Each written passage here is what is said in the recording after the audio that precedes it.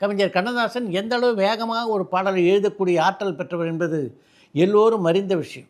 ஆனால் ஒருத்தர் பேசிகிட்டு இருக்கும்போதே நடுவில் ஒரு பாடலை உருவாக்க முடியுமா?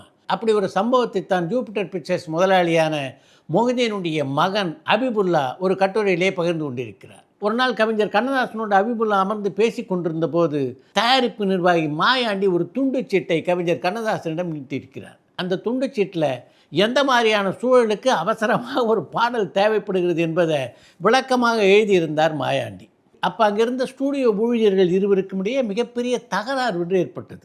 அந்த தகராறில் அவங்க 2 பேரும் பேசிக்கும்போது அப்படி பார்த்தாலும் தப்பு தான், இப்படி பார்த்தாலும் தப்பு தான் என்று ஒருவருக்கொருவர் குற்றம் சாட்டி பேசியிருக்கிறார்கள். அதை கவனித்து கொண்டிருந்த கண்ணதாசன் அடுத்த 1 நிமிடத்தில் பாடல் வரிகளை சொல்லத் தொடங்கிவிட்டார். அப்படி பார்த்தாலும் இல்லை இப்படி பார்த்தாலும் பெண்களின் சொற்படி ஆடவர் ஆடுவதல்லால் அப்புறம் இப்புறம் தப்புவதில்லை என்று பாடலுடைய முதல் 4 வரிகளை எழுதிய கவிஞர் அடுத்து எழுதிய 4 வரிகள் இருக்க அதுதான் அசத்தல். கைப்பிடி நாயகன் காதலுக்காக கண்ணகி காத்திருந்தாள், அவள் காதலை தள்ளிய கோவலன் மார்பில் மாதவி சாய்ந்திருந்தாள், அப்போதும் அங்கு ஆண்டது எங்கள் அல்லி பரம்பரை தான். என்ன ஒரு கவிநயம் பாருங்க.